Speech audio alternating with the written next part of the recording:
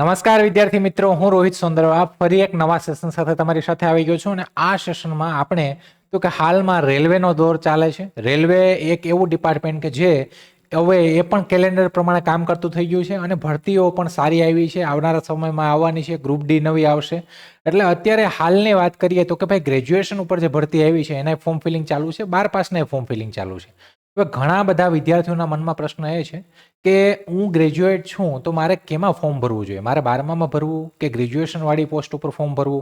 બીજું કે આ ફોર્મ ભરતી વખતે ઘણી એવી મિસ્ટેક છે કે ઘણી એવી આપણે ભૂલો કરીએ છીએ જે આગળ જતાં આપણું ફોર્મ રિજેક્ટ થાય ને એવી તકલીફ થાય, તો એ ભૂલો આપણે કરવાની નથી.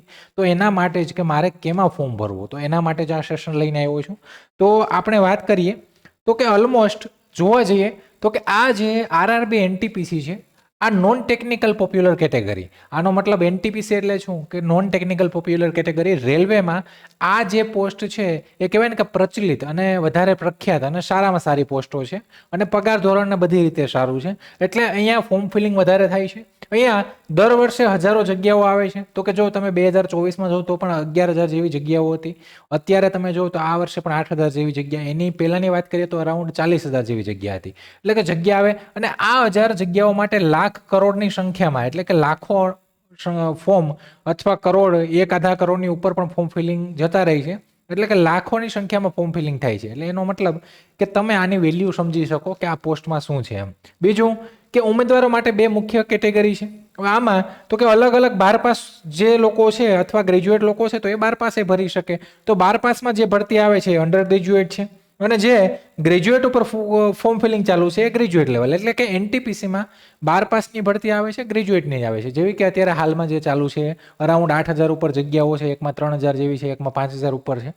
તો આમાં 12 પાસ ઉપર આપણે વાત કરીએ તો કે 12 પાસ ઉપરની જે પોસ્ટ છે તો એમાં આપણે વાત કરીએ તો કે આ જે ગ્રુપ ડી છે 12 પાસ છે. જો અહીંયા તમને બ્રીફલી કહેતો જાય, ગ્રુપ ડી અને 12 પાસ વસ્તુ એવી છે કે રેલવેમાં માની લો કે તમે હાયર પોસ્ટ ઉપર જવા માટે તમને તકલીફ થાય, તમે એ લેવલની તૈયારીને એમાં જગ્યાઓ ઓછી છે, કોમ્પિટિશનમાં તમે ક્યાંય ને ક્યાંય રહી ગયા, તો એક લેવલ એ છે કે ભાઈ હંમેશા હું કહું છું બધા સેશનમાં કે કોઈ પણ ડિપાર્ટમેન્ટમાં એન્ટર થવાનું એક વસ્તુ એ છે કે તમે નીચેથી પગ મૂકીને અંદર જાઓ અથવા તમે સીધું ડાયરેક્ટ મોટી પોસ્ટની પરીક્ષા પાસ કરો. માની લો કે તમારે સ્ટેશન માસ્ટર બનવું છે તો સ્ટેશન માસ્ટર સુધી પહોંચવાના 2 રસ્તા છે. શું? તો કે એક તો તમે ગ્રેજ્યુએટ લેવલમાં ફોર્મ ભરો, સ્ટેશન માસ્ટરની પરીક્ષા પાસ કરીને ડાયરેક્ટ સ્ટેશન માસ્ટર બનો, અથવા તમે ગ્રુપ ડીમાં પાસ કરો, 12માની પરીક્ષા પાસ કરો તોય તમે પ્રમોશનથી સ્ટેશન માસ્ટર 2-5 વર્ષમાં પહોંચી જ જવાના છે. એટલે આ 2 રસ્તા છે. તો આ બધી 12 પાસની પોસ્ટો એવી છે કે એવું નથી કે ભાઈ આ પોસ્ટો છે સારી નથી, 12 પાસ ઉપર ન કરાય. 12 પાસની પોસ્ટ પણ સારામાં સારી છે.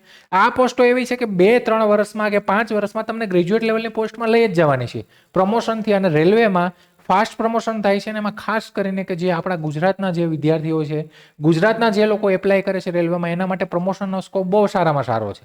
તો આમાં વાત કરીએ તો કે જુનિયર ક્લાર્ક કમ ટાઈપિસ્ટ, તો આ જ એ પોસ્ટ છે કે જે પ્રમોટ થઈને સિનિયર ક્લર્ક થાય છે અને સિનિયર ક્લર્ક છે એ ગ્રેજ્યુએટની પોસ્ટ છે. એકાઉન્ટ ક્લાર્ક કમ ટાઈપિસ્ટ, તો આ આગળ જઈને આ પણ સિનિયર એકાઉન્ટન્ટ બને, આગળ જઈને સુપ્રિન્ટેન્ડન્ટ બને, તો તમે લેવલ 8-9ની પોસ્ટ સુધી પહોંચી શકો. આગળ ટ્રેન ક્લર્ક, તો ટ્રેન ક્લાર્ક છે પ્રમોટ થઈને ટ્રેન મેનેજર બને, તો અહીંથી પણ તમારે જવાનો રસ્તો છે. તો આ પણ સારી પોસ્ટ છે. કમર્શિયલ કમ ટિકિટ ક્લાર્ક, તો કમર્શિયલ કમ ટિકિટ ક્લર્ક છે એ જ પ્રમોટ થઈને કમર્શિયલ કમ ટિકિટ સુપરવાઇઝર કે ચીફ કમર્શિયલ કમ ટિકિટ સુપરવાઇઝર બને. તો આ બધું આ પોસ્ટ એવી છે કે આનું પ્રમોશન લઈને તમે ગ્રેજ્યુએટમાં જ જવાનો છો. તો આ 12 પાસની પોસ્ટ છે ગ્રેજ્યુએટની. તો કે આ પોસ્ટ છે એ પોસ્ટ સારી કેમ કે અહીંયા તમને 12 પાસના કમ્પેરિઝનમાં તમને અહીંયા છે પગાર ધોરણ સારું મળશે અને પોસ્ટ છે રેપ્યુટેડ છે. પહેલામાં તમે એઝ અ ક્લેરિકલ લેવલે કામ કરતા હશો, આ તમારે ઓફિસર બેઝ લેવલે કામ કરવાનું થશે. એટલે ડિફરન્ટ તો થાય જ. એટલે આમાં તો કે ભાઈ તમે સ્ટેશન માસ્ટર બનશો તો તમને સ્ટેશન માસ્ટરની આખી જવાબદારી મળશે. તમે ગુડ્સ ટ્રેન મેનેજર બનશો તો ગુડ્સ ટ્રેન મેનેજરનો તમે સેલેરી જોવો કે એઝ કમ્પેર સ્ટેશન માસ્ટર અને કોમર્શિયલ કમ ટિકિટ સુપરવાઇઝર એ લેવલ 6ની પોસ્ટ છે. તો એ ગુડ્સ ટ્રેન મેનેજર છે એ ફરતો હોય એટલે એને ટ્રાવેલિંગ એલાઉન્સ કિલોમીટરે કંઈક 4 રૂપિયાથી વધારે મળે. એટલે એ મહિનાના 1 લાખ જેવું પાડી લે. જે આઉટ ઓફ સ્ટેટના આપણે ત્યાં એપ્લાય કરે છે એ લોકોને ફર્સ્ટ પ્રેફરન્સ આ જ હોય, કેમ કે એ કમાણી માટે જ આવે. એને કાંઈ ગુજરાતમાં તો એવું ન હોય કે ભાઈ ફેમિલીના અને કુટુંબના આપણે હોય એની જેમ હોય. એટલે એ લોકો આમાં જ આ જ પહેલો પ્રેફરન્સ રાખે. તો આમાંય પગાર ધોરણ સારું છે. બીજું ટ્રાફિક આસિસ્ટન્ટ, તો આ એક આસિસ્ટન્ટ ઓપરેટિંગ લેવલની પોસ્ટ છે. તો કે આ પણ છે એ પણ પોસ્ટ સારી છે, આ વખતે એડ કરી છે. સાથે ચીફ કોમર્શિયલ કમ ટિકિટ સુપરવાઇઝર 2D બેઝ છે કે ભાઈ જે મહિલા ઉમેદવારો છે એ લોકો માટે પણ સારી છે. આમાં નાઇટ અને ડે ડ્યુટી હોય પણ એક સુપરવાઇઝિંગ લેવલનું હોય. તો આ પોસ્ટ લેવલ 6ની છે, સ્ટેશન માસ્ટર અને બંને. આ લેવલ 6ની સારામાં સારી બંને પોસ્ટો છે, પણ આ થોડી જવાબદારીવાળી છે. આ પોસ્ટ છે એ સારામાં સારી કે તમે કોમર્શિયલ કમ ટિકિટ સુપરવાઇઝરમાંથી કોમર્શિયલ એપ્રેન્ટિસ બનો એમ કરે, એટલે મીન્સ તમારી એક રેપ્યુટેડ પોસ્ટ છે કોમર્શિયલ કમ ટિકિટ સુપરવાઇઝર. તમારે ડિવિઝનમાં તમારું પોસ્ટિંગ થાય, તમને 10-12 રેલવે સ્ટેશન આપે, એનું તમારે સુપરવાઇઝિંગ કરવાનું. અને બીજી વસ્તુ કે આનું પ્રમોશન છે એ પણ એક ઓફિશિયલ લેવલ સુધી તમે પહોંચી શકો. જુનિયર એકાઉન્ટ આસિસ્ટન્ટ કમ ટાઈપિસ્ટ, તો આ પણ પોસ્ટ સારી છે કે ભાઈ આ એક પેલો વસુલીભાઈ જેવા છે રેલવેના જુનિયર એકાઉન્ટ આસિસ્ટન્ટ, આ પછી સિનિયર આસિસ્ટન્ટ બને, પછી સુપરિન્ટેન્ડન્ટ બને. તો આમાં પણ ક્યાંય ને ક્યાંય પછી સ્ટેશન માસ્ટરનો રસ્તો પણ ઓપન થાય.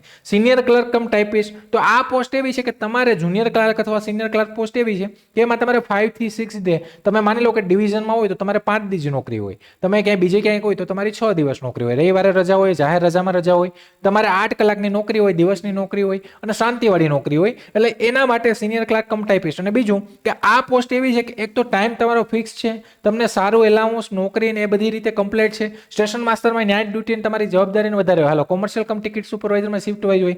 આ પોસ્ટ એ માટે બેસ્ટ છે સિનિયર ક્લર્ક કમ ટાઈપિસ્ટ. એનું કારણ એ છે કે તમે લેવલ 8-9 સુધી જઈ શકો, એટલે કે તમે જે બી ગ્રેડના જે ઓફિસર આવે છે એ ત્યાં સુધી તમે પહોંચી શકો. તો પ્રમોશન સ્કોપ તો બધામાં. સ્ટેશન માસ્ટરમાં થોડો પ્રમોશન છે લેટ, અને થોડું લેટ પ્રમોશન થાય.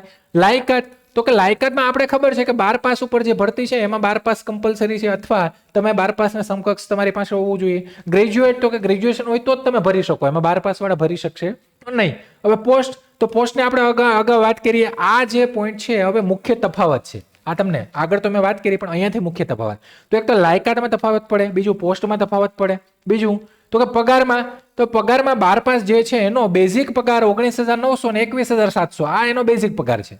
બેઝિકમાં તમારું જે HRA છે, ટ્રાવેલિંગ એલાઉન્સ છે, પછી એની સાથે સાથે તમારું DA છે, બધું એડ થતા આ સેલેરી તમારે માનીને ચાલવાની કે તમારે 10-15 હજાર વધારે ગણીને ચાલવાની. એટલે તમારી 35-40 હજારની રેન્જમાં તમારી સેલેરી આમાં પકડાય 12 પાસ ઉપર. 40 હજાર ઉપર પણ જતી રહી. અત્યારે 7મા પગાર પંચમાં, 8મા પગાર પંચને હવે મંજૂરી મળી જ ગઈ છે, તો એ 8મા પગાર પંચમાં એ સેલેરી 50ની આસપાસ જતી રહેશે કે એની ઉપર જતી રહી. તમે ગ્રેજ્યુએટ લેવલમાં જુઓ તો આ 25,500 છે ને ટ્રાફિક આસિસ્ટન્ટનું બેઝિક છે, અને 35,400 કોનું છે તો કે આ SM નું સ્ટેશન માસ્ટર અને કોમર્શિયલ કમ ટિકિટ સુપરવાઇઝર ચીફ કોમર્શિયલ આનું છે. 35,400 જેનું બેઝિક હોય એમાં DA તમે ઓલમોસ્ટ ગણો તો 40-50% DA આવે બધામાં.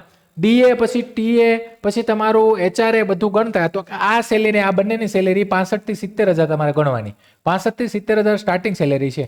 હવે તો કે આ 65-70 તો તમને લેવલ 5-6 માં મળે છે. તો ગુડ્સ ટ્રેન મેનેજર, ગુડ્સ ગાર્ડની સેલેરી કેમ 1 લાખ? કેમ કે એ ફરે તો એના જેટલા કિલોમીટર હોય ને આખા મહિનામાં ફરે એના ગુણ્યા 4 કરો, એટલે 30-40 હજાર 50 હજાર તો એના એડ થાય, એટલે એની સેલેરી 1 લાખ ઉપર જતી રહી. પરીક્ષા પેટર્ન, તો કે ભાઈ પરીક્ષા પેટર્ન બંનેમાં સેમ જ છે. CBT 1 સેમ છે, CBT 2 સેમ છે, અને બંનેનો સિલેબસ સમાન, પણ સિલેબસ પણ કેવો છે તો કે ભાઈ પેટર્ન ને સિલેબસ ને બધું કેવું છે, સરખું છે.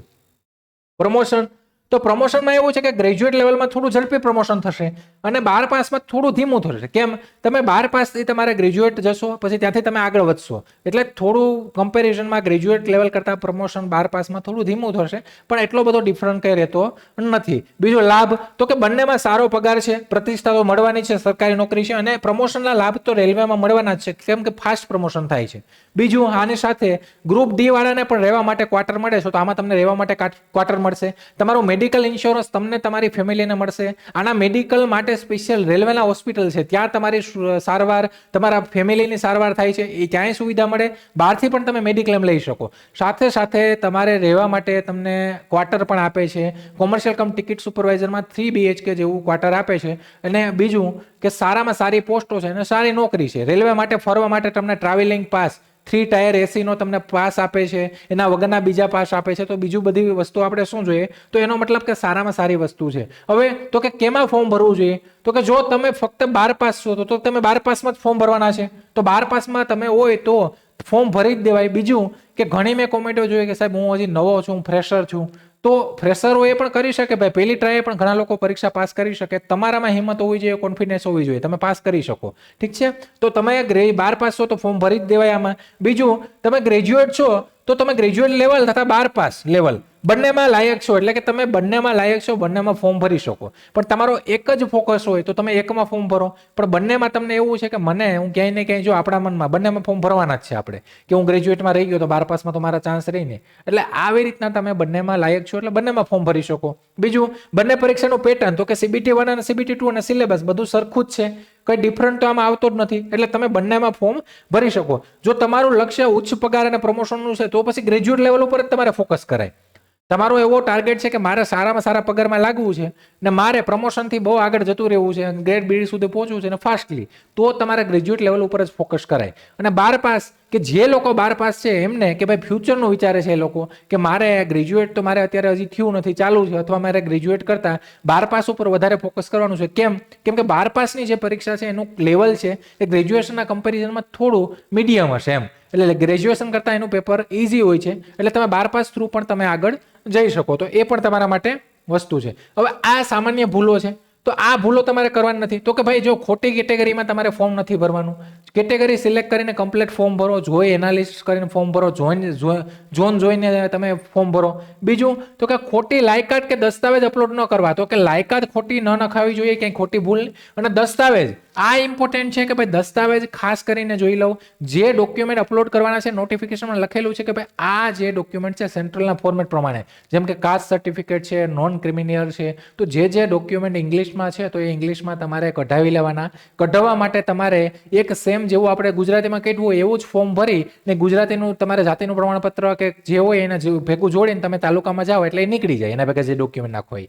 બીજું, ટાઈપિંગ પરીક્ષા માટે તૈયારી ન કરવી, તો કે તમે કેવું કરો તો કે ભાઈ પહેલા પરીક્ષાની મેનની CBT 1 ની 2 ની તો તૈયારી કરી, પણ આમાં ટાઈપિંગ વાળી પોસ્ટ છે તો ટાઈપિંગની તમે તૈયારી ન કરો, ટાઈપિંગમાં તમે ફેલ થવાનો ચાન્સ રહે, ભલે ક્વોલિફાઈ છે તો એની પણ થોડી તૈયારી તમારે કરતી રહેવાની. બીજું કે સૂચનાઓ ધ્યાનપૂર્વક વાંચવી અને સાચી માહિતી ભરવી, તો કે ભાઈ પહેલા તમે નોટિફિકેશન ઇંગ્લિશમાં છે, હિન્દીમાં છે, એક વખત આખી નોટિફિકેશન શાંતિથી વાંચી લો.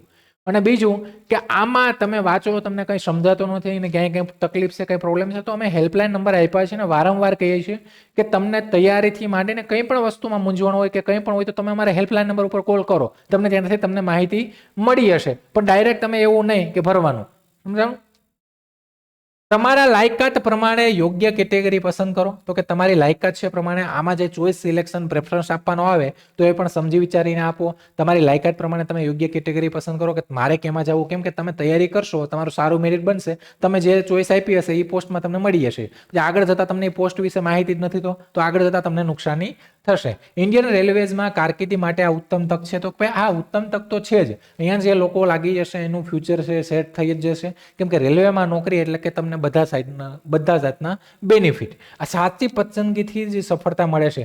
તો કે તમારે આમાં આ લોકોનું રેલવેવાળાનું શું કામ છે, તો કે એને જાહેરાત શા માટે આપી, તો કે એને એટલા જે જગ્યાઓ છે એના માટે સાચી પસંદગી જોઈએ, અને આ સાચી પસંદગી માટે જ આપણે તો કે આ બધું આપણે સાચી રીતે, સરખી રીતે, સંપૂર્ણ સાચી પસંદગી કરશું તો જ આપણે સફળતા મળશે. અને આના માટે મહેનત કરવી પડશે, તૈયારી કરવી પડશે. અને તૈયારી માટે, ગાઈડન્સ માટે ને એના માટે જ કે જે લોકો તૈયારી કરવા માંગે છે એના માટે આ RRB NTPCની જે અમે છે લાઈવ પ્લસ રેકોર્ડેડ બેન્ચ આપના માટે લાવ્યા છે. અને આ પણ એકદમ નોમિનલ પ્રાઇસમાં, રિઝનેબલ પ્રાઇસમાં 1999માં. એમાં પણ તમે RS10 નો કોડ જ્યારે એપ્લિકેશનથી બાય કરો ત્યારે RS10 ઉપયોગ કરશો તો એડિશનલ 100 રૂપિયાનું ડિસ્કાઉન્ટ મળશે. 1999માં તમારો લાઈવ પ્લસ રેકોર્ડેડ સંપૂર્ણ સિલેબસ અને સાથે તમારી ટેસ્ટ, સોફ્ટ, PDF મટીરિયલ બધું તમને મળી જશે. અને તમારી એકદમ પદ્ધતિસરની તૈયારી આપણે કરવાની છે આમાં. અને આમાં આપણી એક પોસ્ટ છે એ આપણે પાકી કરી લેવાની છે. તો જે લોકો તૈયારી કરવા માંગે છે આ એપ્લિકેશન ડાઉનલોડ કરીને આ બેન્ચ જે છે અમારી એમાં જોઈન થઈ શકે છે. અને તમારે કંઈ મૂંઝવણ કે કંઈ પણ હોય તો તમે અમારા હેલ્પલાઇન નંબર ઉપર કોલ કરી શકો છો. તો આવા ફરી કોઈ નવા સેશન સાથે મળશું, ત્યાં સુધી રજા લઉં છું. જય હિન્દ, જય ભારત.